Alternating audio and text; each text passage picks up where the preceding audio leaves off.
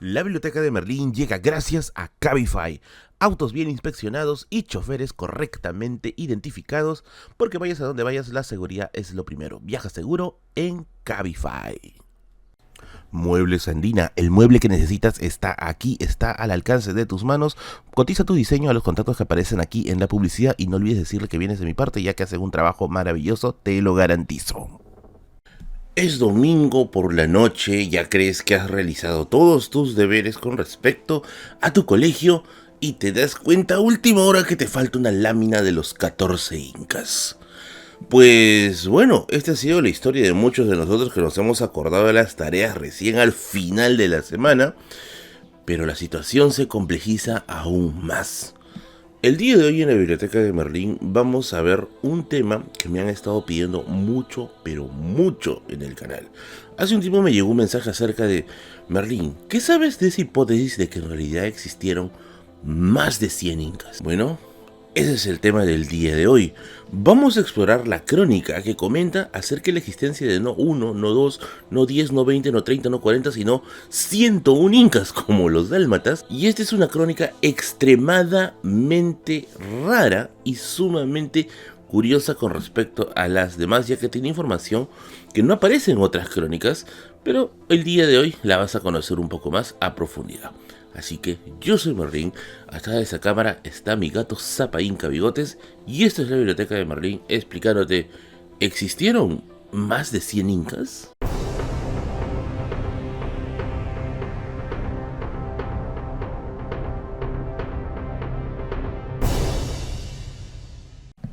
A ver, primero lo primero, ¿cómo sabemos acerca de la historia de los incas?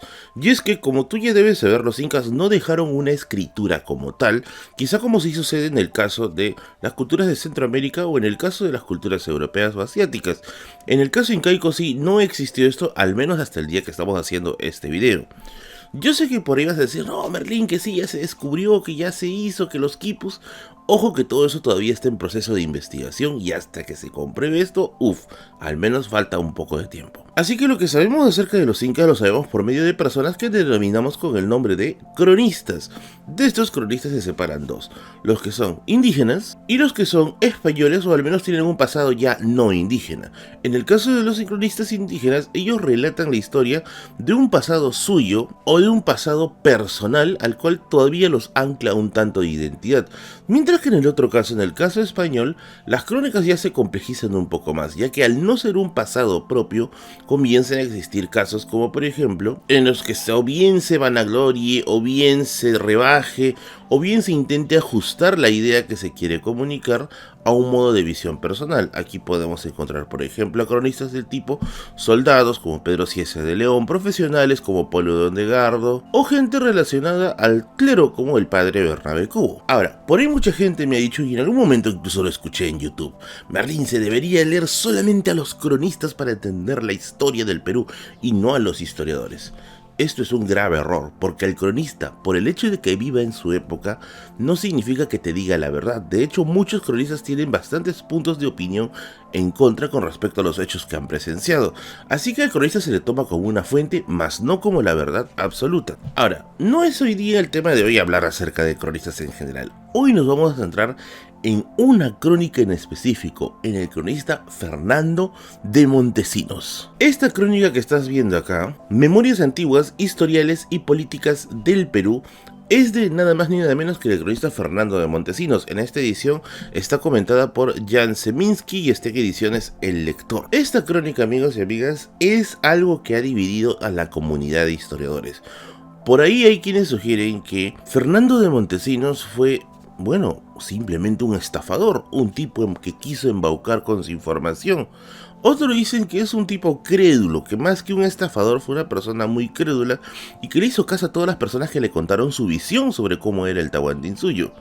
Y otros casos están pues los que te dicen que en realidad sí puede ser que tenga razón, pero de una forma más especial, como lo vamos a ver al final de este video. Quizá una de las personas que más le ha metido palo al cronista Fernando de Montesinos es nuestro historiador Raúl Porras Barnechea. En el segundo tomo de Cronistas del Perú, Raúl Porras Barnechea tiene algunas palabras muy duras con respecto a este cronista por las cosas que afirma en ello. Para empezar, ¿quién es Fernando de Montesinos antes de ver las cosas raras de su crónica? Es una persona que va a pasar su vida en el siglo XVII, no se sabe el año de su nacimiento y se cree que muere en la primera mitad del siglo XVII, pero sí se sabe que tuvo una vida muy, pero muy agitada. Por ejemplo, fue muy aficionado a la minería, tanto así que escribe cosas correspondientes al tratamiento de los minerales, así como también tuvo una vida dentro del clero, tanto así que llegó a hacer una descripción en 1639 de cómo fue el primer auto de fe de la Santa Inquisición, en la que se termina dando el célebre caso de Mateo Saladín. Sea como sea, el cronista Fernando de Montesinos es muy pero muy criticado, como les digo, por los historiadores,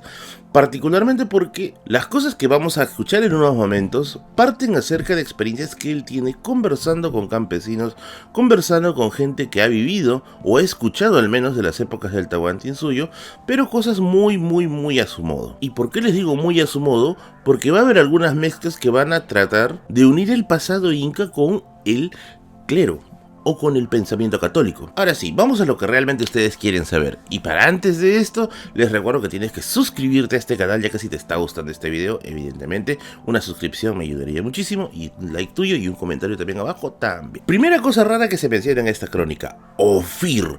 Ofir es uno de los nietos de Noé, sí, el mismo del Antiguo Testamento, pues acá sugiere el cronista de que Ofir, uno de los descendientes de Noé, viene desde la zona de Armenia para poblar América. Así es, se intenta vincular la historia de los incas o la historia del pasado prehispánico con la historia de la Biblia. Así como también se menciona que el primer soberano inca, Manco Cápac, va a descender de la estirpe de Noé. Así que en cierto modo todos estamos vinculados a Noé por él. El segundo tema polémico es que intenta ajustar cosas del pasado prehispánico y también cosas de la época de la conquista a el tema religioso. ¿Te acuerdas tú que siempre que pasaba algo en el mundo, tu abuelita o tu tía fanática te decía, no, eso estaba en la Biblia? Ya, este técnicamente fue Fernando de Montesinos, ya que no solamente se justifican hechos del pasado prehispánico con la Biblia, sino también hechos que van a suceder en su época, como la rebelión de encomenderos y también cosas medianamente pasadas como el diálogo entre Valverde y Atahualpa. Él decía, todo esto está en los libros de la Biblia, así que todo está escrito. Punto número 3. Fernando de Montesinos en su crónica dice que los incas tuvieron una universidad, no te estás hueveando, tiene una universidad en la que la gente iba a recibir conocimientos, y esto es donde se escribía el conocimiento, pues en papiros y en hojas, sí, en hojas de plantas. Así lo menciona. Cuarto punto recontra Quémoli de la crónica de Montesinos: los incas tuvieron escritura, pero la prohibieron. A raíz de un acontecimiento, uno de los soberanos incas va a prohibir la escritura, y a partir de eso nace la escritura encriptada de los incas, que serían los quipus. Ahora, antes de llegar al punto más interesante, acá también se mencionan otras cosas locas, como por ejemplo fenómenos naturales que eran fuera totalmente de serie, o la llegada de gigantes de una zona llamada Santa Elena a la tierra de los incas. Pero quizá lo más polémico de Fernando de Montesinos es su lista de 101 incas, o bueno, 101 soberanos. Ojo que Porras también les llama incas, ¿ya? Porque cuando dice mi reel, un montón de gente me dijo, no, Merlín, son soberanos, no son incas. Porras le llama incas, así que 101 incas. A ver, vamos a tomar esto con calma. 101 incas, ¿es posible dentro del tiempo que existe el Tahuantinsuyo? O vamos a decirlo así, desde los tiempos del legendario Manco Cápac. No, es una lista muy larga y muy excesiva de soberanos, no tendría un sentido como tal. 2. Las hazañas de cada inca son demasiado grandes, algunas de ellas demasiado grandes como para que se hagan en espacios de tiempo tan cortos, ya que acá se habla de la existencia de un primer imperio, un segundo imperio, un tercer imperio, etc. No tendría ese sentido. 3. La evidencia arqueológica también es un tanto contradictoria con lo que se menciona acá. De hecho, muchas de las cosas que menciona Fernando de Montesinos no tiene equivalentes en otras crónicas como para poder decir que comparten un mismo universo. Ahora, quizá las observaciones más interesantes las hace Porras con respecto a esta crónica, porque en esta lista de 101 incas, que como te digo, el libro que tengo aquí tiene la lista completa de todos estos incas de la Crónica de Montesinos. Tienen nombres que están muy aleatorios. O sea, nosotros conocemos los nombres de los incas: Pachacute, Atahualpa, Inca Roca, Manco Cápac, Sinchi Roca. Pero estos nombres tienen significados en sí. La lista de los 101 incas es como si hubieras agarrado cosas que están chévere como Amaru Cápac y lo juntas dentro de un solo paquete. De hecho, Porras detecta de que esta fusión de nombres o creación de nombres de los 101 soberanos no tiene sentido como tal. Así como la existencia de estas universidades o de la escritura tampoco tiene un equivalente como para poder mencionar. Otra de las cosas es el excesivo uso del nombre Manco Cápac, pero para eso hay un libro.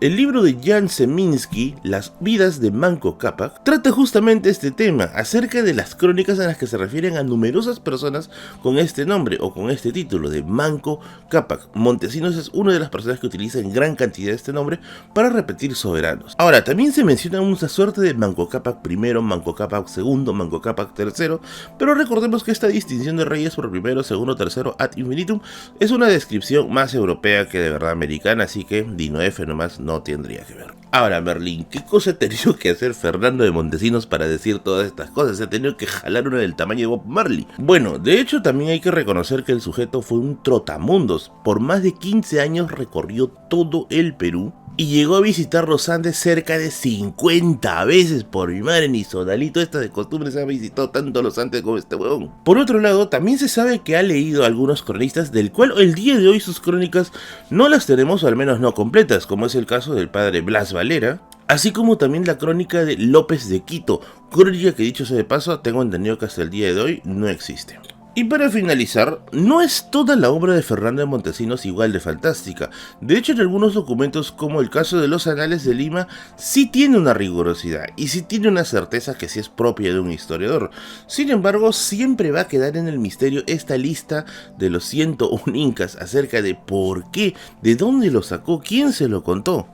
Y no quiero finalizar este video sin dar una hipótesis que por ahí me la llegaron a contar algunos amigos arqueólogos, y es que también puede ser que esta lista no haga referencia necesariamente a los soberanos de los incas, sino puede ser que también esté dando a entender de que él ha recibido nombres de soberanos previos a los incas, que nos garantiza que esta lista de nombres también no se remonte hasta Huari, y que sin querer nos haya dado la lista de los gobernantes Huari. Pero esto nuevamente es una hipótesis, queda totalmente sujeto a libre interpretación. Y ahora dime tú, ¿tú crees que el cronista Fernando de Montesinos tuvo la razón? ¿Crees que Fernando de Montesinos realmente supo algo que ningún otro cronista supo? Y finalmente, ¿estarías dispuesto a hacer tu tarea con la lista de los 101 incas y ya no de los 14 que de por sí ya te da flojera? Házmelo saber en la caja de comentarios. Librería El Cronista de Christopher García, ex Solo para Fumadores, lo puedes encontrar en Girón Quilca 260 y tiene una gran variedad de libros, ya sea de historia, literatura, filosofía, psicología, derecho, entre otros. También te recuerdo que lo puedes seguir en sus redes sociales como Librería El Cronista, que tiene una gran variedad de libros y te espera en su local para mostrarte todas sus novedades y, ya sabes, a los mejores precios.